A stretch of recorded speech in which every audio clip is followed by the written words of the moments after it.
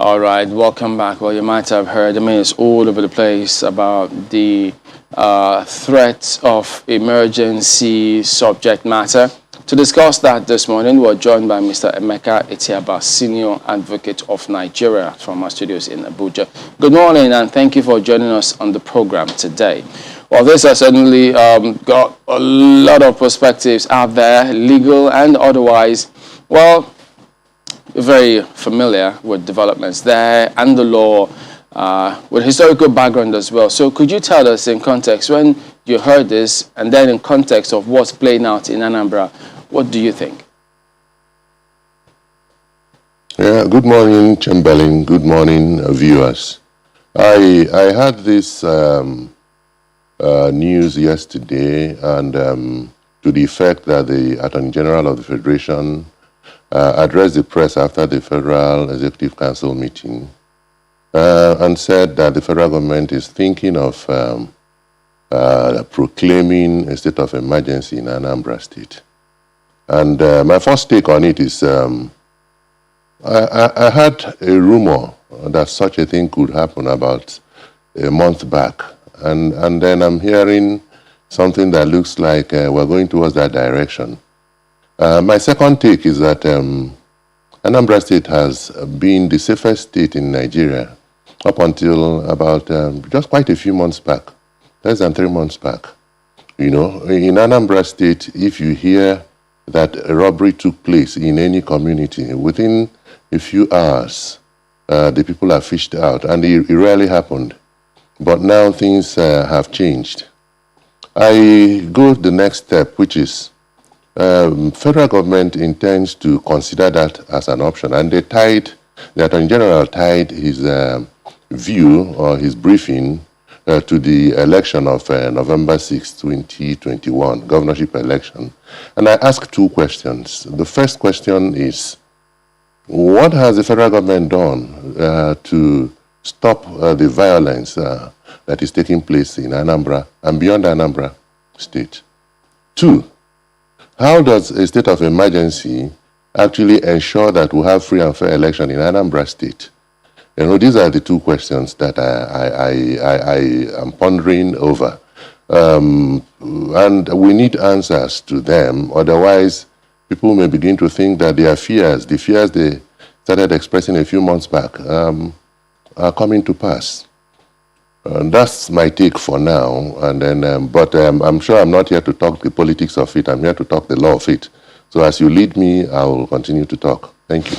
Well, yeah. Does that then mean that, for instance, if government says, look, if this is what we have to do to ensure that we forestall any further loss of lives and property, and if it's the main option that they think they have, you're saying that that may not be the case?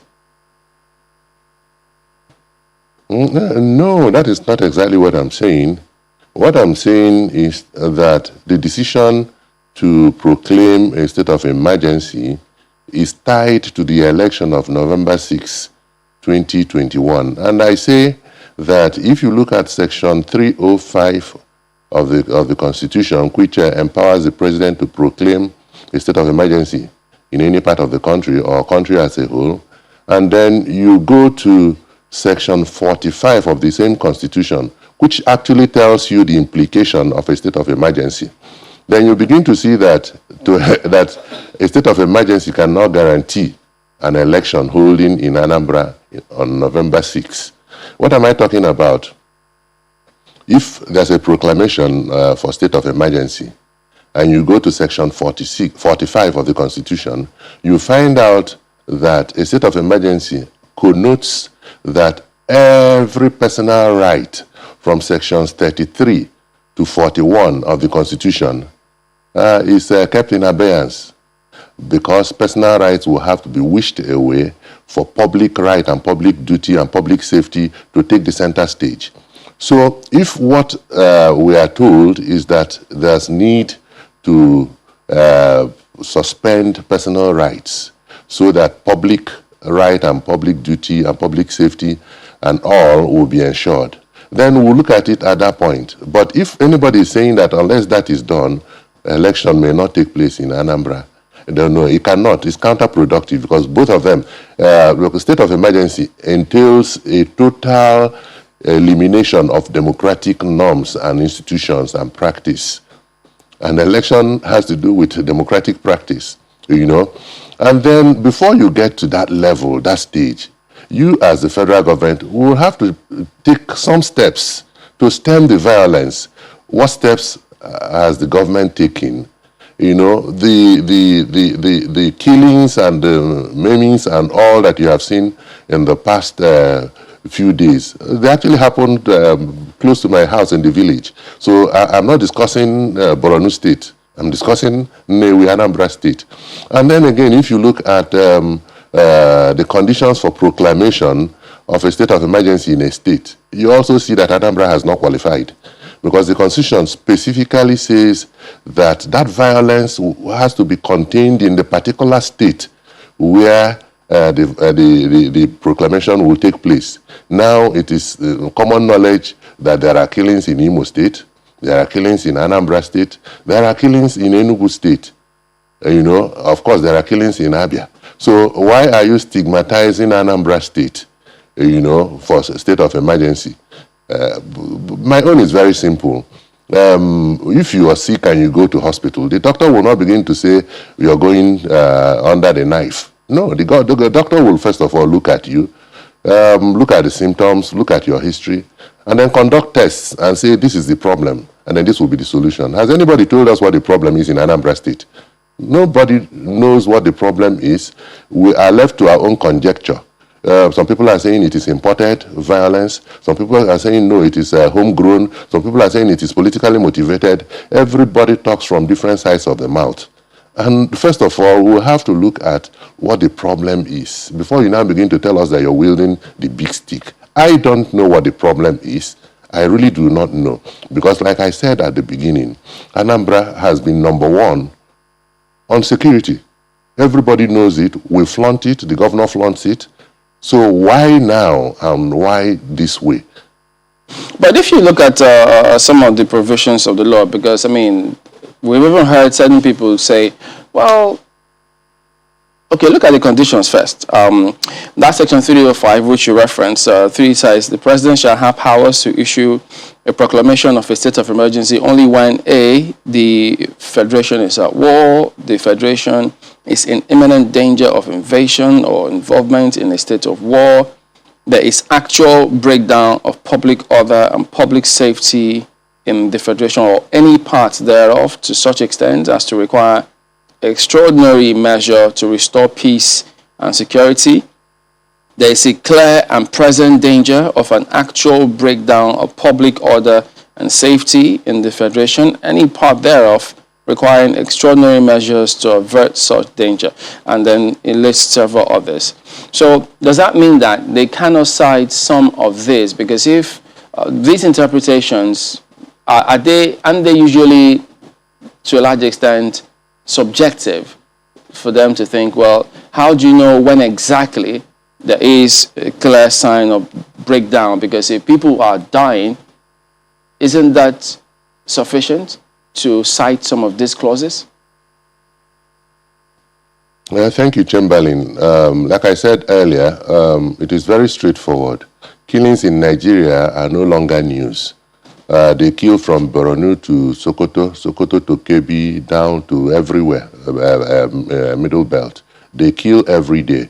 And so if killings and violence and threat of violence will be the threshold, then virtually the entire country has to go on a state of emergency.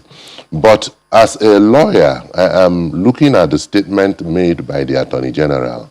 It was tied to the governorship election of Anambra State of the 6th of November.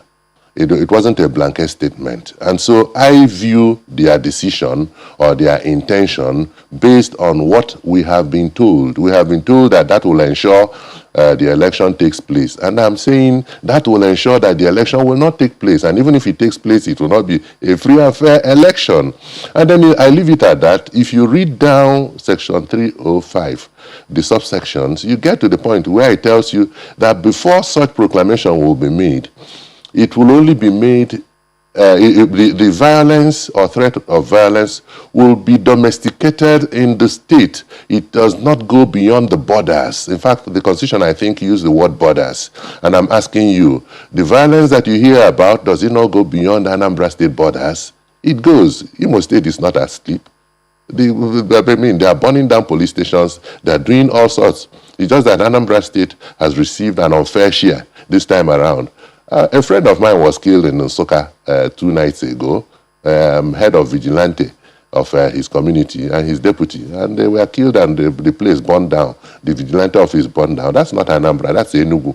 So what I'm saying is very simple. You know, for some of us who are lawyers and have also had stint with politics, we know that all is not well with the country. And we know that most times abuse comes on with most of the decisions that are taken. I'll give you an example. The body language of Southeasterners is that they don't even want to see army on the street and all that because of the way they conduct their own security measures, humiliation there, extortion of money, abuse of ladies and all that. But we've gotten to a point where we're saying, oh, even that point, that one is even more tolerable than what we're seeing today. But again, has the government tried it? Bringing in federal security forces to at least calm down the place? Has it failed? At what point have we started talking about state of emergency?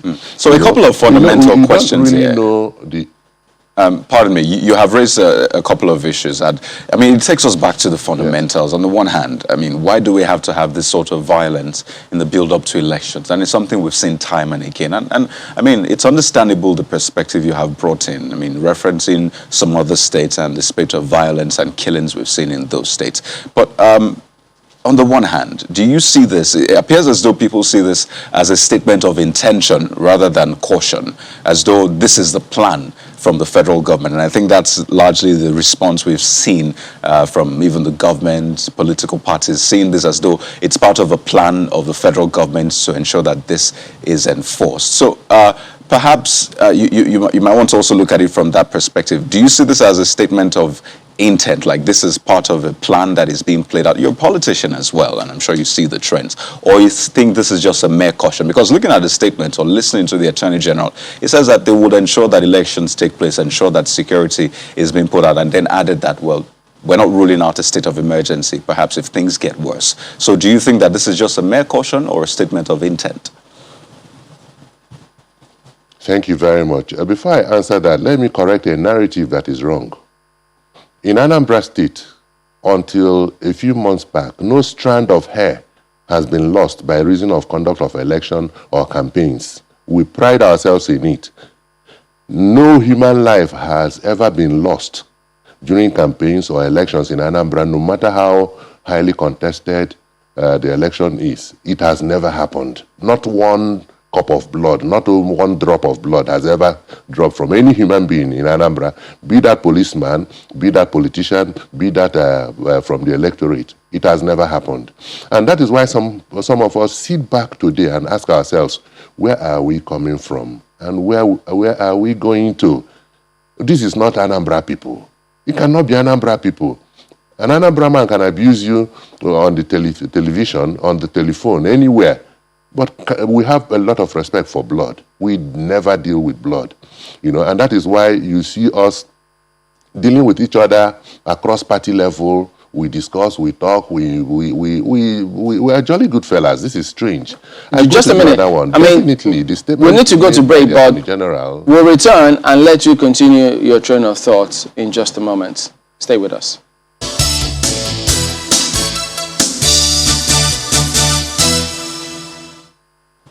All right, so could you please go ahead and make the point? Okay, thank you once again. Yeah, but the question is whether it's a statement of intent or it is actual. And I will take you back to the Bible, because the Bible is actually the supreme word, is the word of God. And the Bible said in Genesis that God wanted to create this world, and he said, let there be light. And what followed? Light followed. Every human being should know that next to God is political power. And if a government molds an intention, it don't rule out the possibility that the government is going towards that area. So I know as a fact that it's a statement of intention or intent, but it also behoves on the Anambra and Nigerians to discuss it so that we look at the pros and the cons. You know, we are discussing it today because the state of emergency has not come. If it has come, then we can't be talking about it, because it takes away even the right for you to air any opinion, for you to associate with anybody, for you to own property, for you to anything, any personal right that you have is eroded. We go to section 45 of the Constitution. So it's an intention, yes, but that intention is what will give birth to a decision which will eventually give birth to the reality. So quickly, I mean, you said that regarding politics and election, there hasn't been violence of sorts. But I recall in April, I think the governorship candidate now governorship candidate of APGA, Sachikuma Soludo, had this political meeting with, I think, youths. And I'm sure you recall that event where there was an attack, policemen were killed. And, you know, we've seen that trend. And for a lot of people, those were signals, things that were pointing to perhaps what we're seeing right now. So I'm not sure, are you trying to say that these killings we are seeing are not politically inclined, perhaps something else is at play? Maybe you want to share some insight with us. Yeah, the example you just gave actually supports my own position that before this election, it never happened. You are discussing what has happened during the campaigns and all, you know. So it is happening now, not before this election. That's number one. Number two is that the fact that you're asking me an opinion as to what is going on means that the powers that be have not actually come out with what is going on, information on what is going on. You know, growing up many years back, I used to hear security report. And those institutions that furnished us with security reports are still there. I would have expected the security report to reveal what is going on, because a lot is going on, and these people know better than we do. I can only tell you from my own standpoint, and I know in part, I don't know in full. Government knows it all, and that is why I said that before the Attorney General made that statement, maybe it would have been nice for the people to know what is going on, where it is coming from, so that we can now begin to appreciate whatever decision federal government will take. They have not told us what is going on. We're all groping. Everybody, you come up, if you're a member of APGA, you say APC wants a state of emergency so that they will snatch power from you. If you're a member of APC, you say, no, this is the time to have a state of emergency. If you're from PDP, you have your own position. So these are market talk. They are not real. We need to hear from the government what is going on in Anambra State. I'll give you an example. A man like Dr. Chuo Kongu, who was Minister for Finance under the IBB government, who did so well for the country. He's in his late 80s now. He's about 88, 89 years. His house was burnt the other day. What is the problem? He's not a politician. He's not even in the village. He's so quiet. I don't even think his site is good enough to participate in any meaningful social event. And then his house is burnt down, you know. So when you ascribe some to political activities, you look at the other side and you see that no, it's not all political activities. So there's need for us to be briefed on what is going on in our place so that we'll understand it. Many months back, I took a break from these interviews, and so I've not been talking.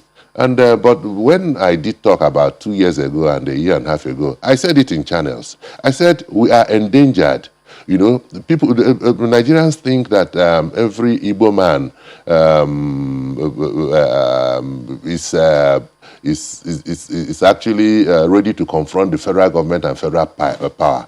It is not like that. Meanwhile, some of us who are not at the forefront of what is going on become endangered, because when we finish with our life in Abuja, we'll go back to the village.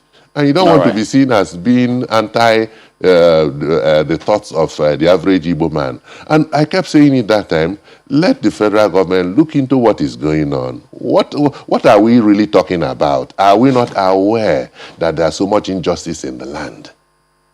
I see politicians talk about zoning or no zoning. You are in a place where your people are butchered every day. You're not concerned about the maladministration. Your own is power must not leave this place. It must go to Mr. Tiaba. No, we're not serious. I've also played at the level of politics, partisan politics. And I realized that even the politicians who are formulating these policies and laws, they don't think about the masses. They think about themselves. We need to anchor at that point. Does not think about how it affects Anambra. He thinks about how it affects his position in the National Assembly. All right. I guess it's something that office. We'll keep tabs on that and see what next steps they can or will take, having heard several perspectives put up by several persons, including yourself. So we thank you for coming on, Mr. Emeka Tiaba, Senior Advocate of Nigeria. Thank you very much.